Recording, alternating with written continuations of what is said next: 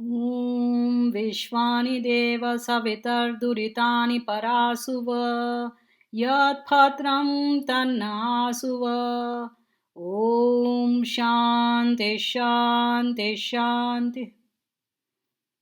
Welcome to this brief introduction of the phenomenal text called Sankhya Darshanam, written by Maharshi Kapila. Sankhya Darshanam is what is called as a Darshan Shastra, that is, it is a philosophical treatise. In fact, Sankhya Darshanam is part of a body of philosophical treatises called Darshan Shastras. These are very ancient texts, and the goal of all of them is the attainment of moksha, or liberation from the cycle of birth and death, also known as reincarnation, and so be rid of all the sorrows that impact living beings. So revered are these Shastras that they have been given the status of Upangas or subordinate texts to the Vedas. There are six such treatises which cover distinct areas of philosophy. The founding texts of these are Nyaya Darshana, propounded by sage Gautama, Vaisheshika by sage Kanad, Yoga Darshanam by sage Patanjali, Sankhya Darshanam by sage Kapila, Purva Mimamsa by sage Jaimini, and Uttar Mimamsa by sage Vyasa.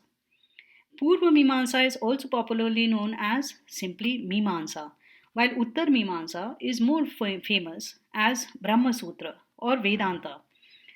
Broadly, they cover the creation of the universe, the properties of matter, the individual soul, and Brahma, meditation, and other practices for moksha, logic, and the determination of truth, as well as the understanding of language, particularly that of the Vedas and allied texts. The topics covered by each of the darshanas are different, yet complementary to the others. The common thread that runs through all of them is Vedic knowledge. All of them are based on the Vedas in all respects. All of them consider the Vedas as the supreme authority from which all knowledge is derived. Just like the Vedas, the teachings of the darshanas are for all of mankind, not any particular sect or class of people. Just as yoga is now followed all over the world, all the teachings of the Vedas and their allied texts are for mankind as a whole. However, in the last 2000 years or so, scholars have said that the darshanas contradict each other, that they are atheistic, and that they are opposed to the teaching of the Vedas. These views arise from a limited study or understanding of the text and vested interests. Unfortunately, due to this propaganda, with the exception of yoga and nyaya, study of the other systems has fallen by the wayside, and very few scholars are engaged in their study today. In terms of style, all the darshanas have been written in the form of sutras, meaning an aphorism or short statement. The statements themselves are linked by means of words that they borrow from each other. This style leads to great compression in the number of words required to propound a text and thus allows for easy memorization. However, this also leads to a need for elaboration of the meanings, which are provided by commentaries written by other scholars. Sankhya Darshanam deals with the subject of the soul and its place in the universe. It considers the tricky question of the existence of such a thing as the soul and then develops its role vis a vis the seen and unseen world around it. It builds this up with arguments and rationale. It considers various counter arguments and deftly debunks them. In fact, this is what sets apart this darshana from the others, which typically do not give the reasons for their conclusions in any great detail. But for this reason, this darshana becomes a little difficult to master. The arguments it sets forth are sometimes so masterful that they become difficult for us to put our heads around. But then, this is to be expected for a subject matter that is so profound that it is still being debated today. We shall look at some sample arguments in this video. Maharshi Kapila is the author of Sankhya. Of course, the great sage has given no clue about himself in the text, but we obtain some information from other sources. From these, it appears that his father was a sage called Kardama, whose ashrama was on the banks of the legendary river Saraswati, in a place called Bindusara. His mother was Devahuti, the daughter of Manu. She had 9 daughters and then one son, Kapila. Kapila was brilliant even as a boy. In fact, sage Kapila and his work find respectful mention in Mahabharat's Bhagavad Gita and some Puranas. For example, the Bhagavad Purana has listed 24 great scholars, and sage Kapila is listed fifth among them. Kapila has been called Adi Vidwan and Paramarshi by the Puranas. If we consider the age of Sankhya Darshanam, today there is no direct proof available to fix it. From its mention in the Mahabharata and the Puranas, we can surmise that this is an extremely ancient text indeed, dating back several millennia. That it has survived such a long time stands testimony to the greatness of its content. A full commentary of Sankhya that is reasonably ancient is not available today. The oldest one that is available to us is the Sankhya Karika of Ishwar Krishna, which may be about 1600 to 1800 years old. This is an incomplete commentary and does not cover all the sutras. Since Shankaracharya's Vedantika movement gained ground, Sankhya lost its importance as it propounded the existence of the eternal trinity of God, the individual souls, and matter that make up this universe, with convincing arguments in its favor.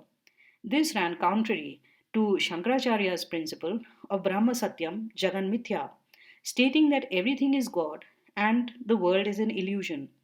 To push Sankhya into disrepute, Vedantis wrote commentaries opposed to Kapila's teachings and said that Kapila and his magnum opus Sankhya were atheistic. We shall learn more about this later. The upshot is that a lot of misinformation exists about Sankhya to this day. Very few Westerners too have studied this text, and their attempts, going by the 1885 translation by James Ballantyne, have been quite disastrous. In recent times, spurred by the preachings of Arya Samaj's Swami Dayanand Saraswati, Pandit Udayveer Shastri ji gained mastery over the subject and has written an extensive commentary.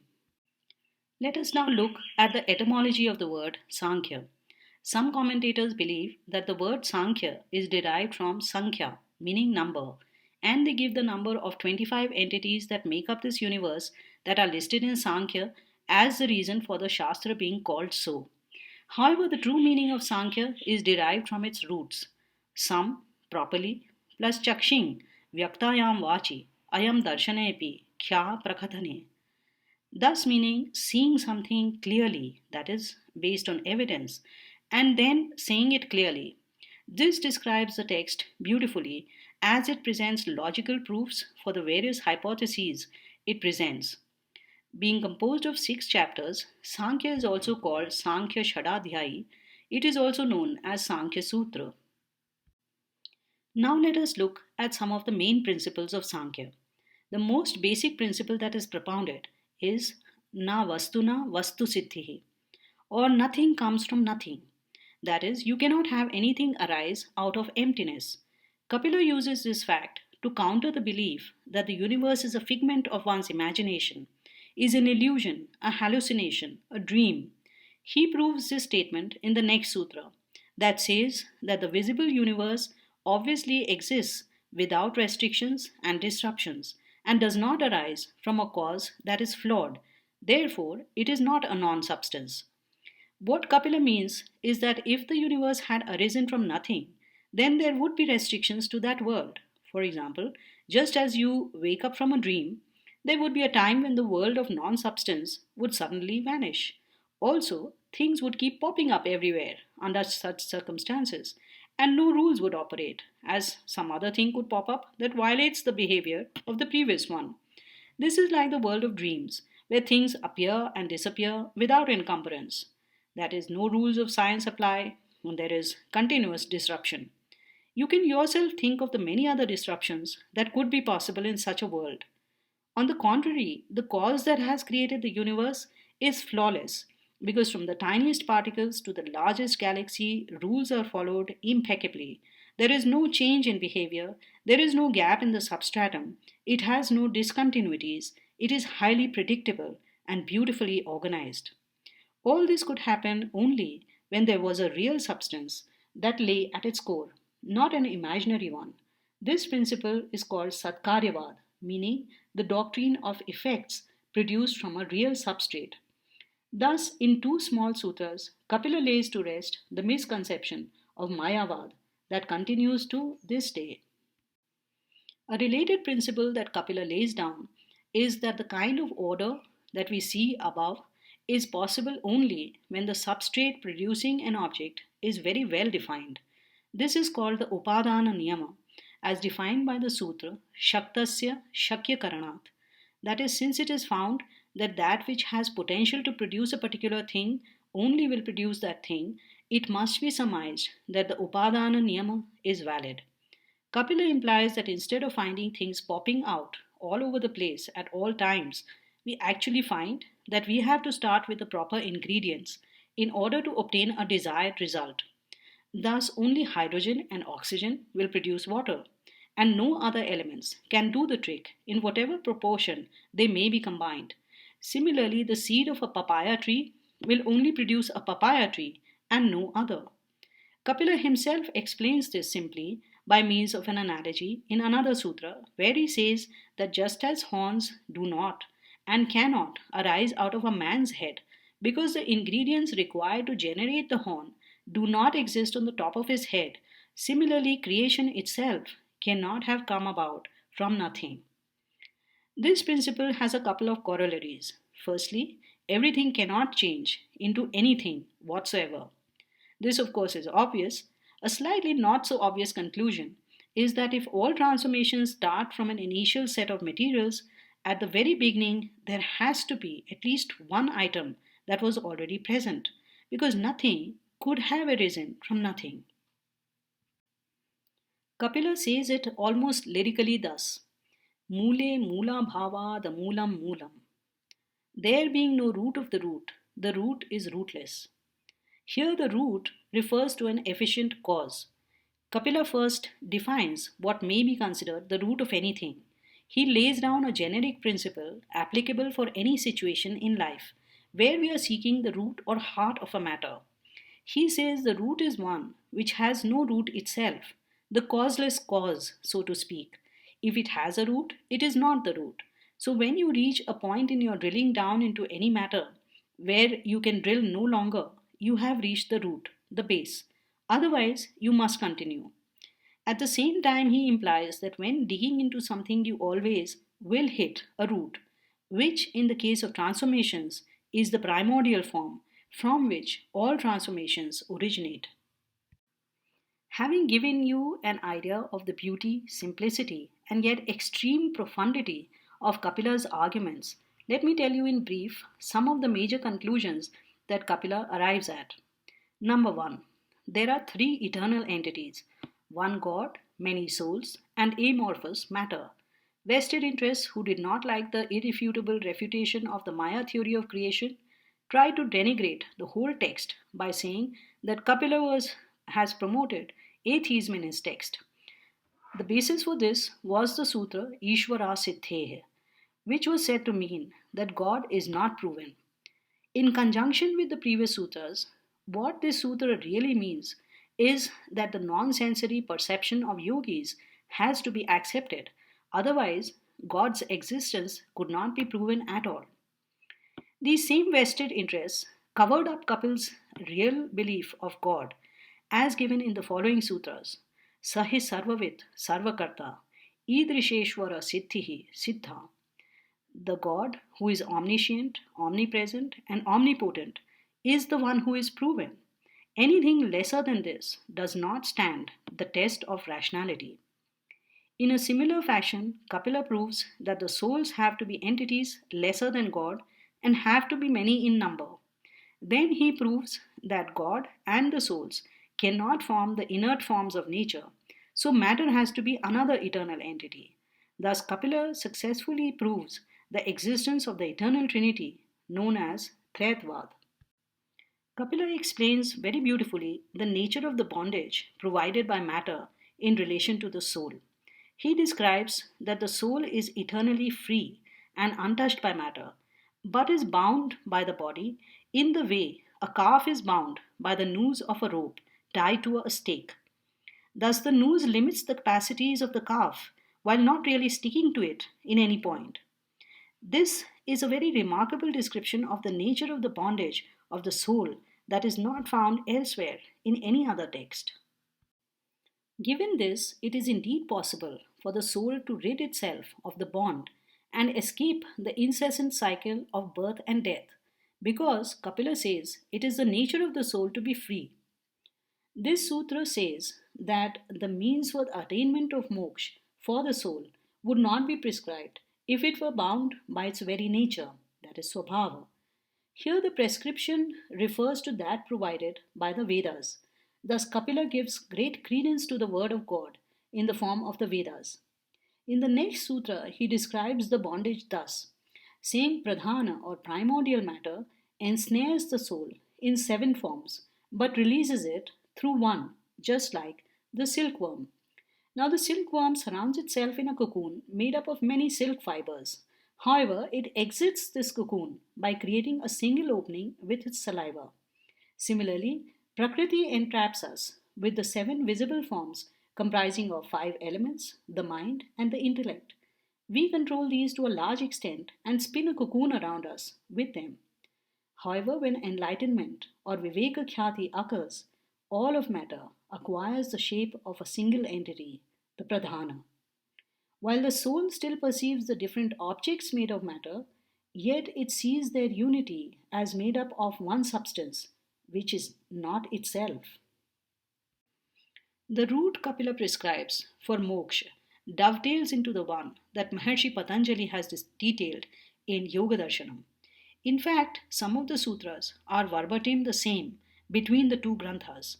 This is because there was no concept of copyright in ancient India, and authors happily borrowed from one another whatever they found worth borrowing.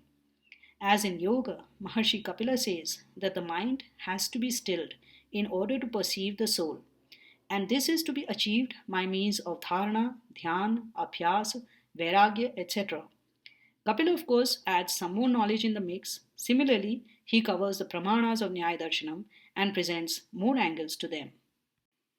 Probably the most famous part of Sankhya Darshanam is the way in which the evolution of primordial matter into the five elements that make up the universe is described.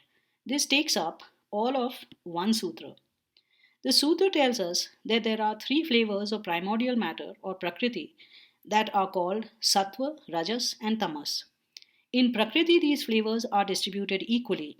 Then, variations in their concentration begin to happen at the beginning of creation. These lead to the emergence of Mahat or Buddhi. Mahat transforms into Ahankara. Ahankara changes into the five subtle forms of the elements called Pancha Tanmatra, as well as the subtle forms of the five senses called Jnanendriya and the five subtle forms of action organs called Karmendriya. The Pancha Tanmatras yield the five gross elements of Akash, Vayu, Agni, Jala, and Prithvi. Along with the soul, all these comprise a set of 25 that make up the whole universe. Of course, Kapila just doesn't list the various transforms and their evolution, but he goes on to give the rationale behind such an understanding. This classification reached the whole world in ancient times and has been modified by various cultures based on their understanding. That is why we hear of the five elements in many ancient traditions of the world today. However, their true meaning has been lost even in India, and this classification, the way that it is defined, may seem to be a case of ignorance of the gaseous, liquid, and solid states of matter. However, these refer to deeper meanings, which I have tried to bring out in my articles on the subject. Please read these on my website. One important revelation that Kapila tells us is that the universe is created for the beings that inhabit it. Nothing in it is meaningless. In fact, each being is the center of its own universe that is ordained by God to give him the consequences of his karma or deeds. When the soul becomes enlightened, this personal universe stops operating for that soul and it now walks unencumbered in this world. Let us now look at some pearls of wisdom from Sankhya, some of which you may even hear today. Nashaha Karanalayaha. Destruction is only the reduction of something to the elements that make it up. As we know today, nothing can be reduced to nothingness. Mass can be converted to energy, but not nothing. The energy it gets converted to also becomes part of something else. So there is a combined law of conservation of mass and energy at work in the universe. Jnanan muktihi. Knowledge leads to salvation. This is a very Indian concept where all knowledge of this world is treated as a stepping stone to finding the self.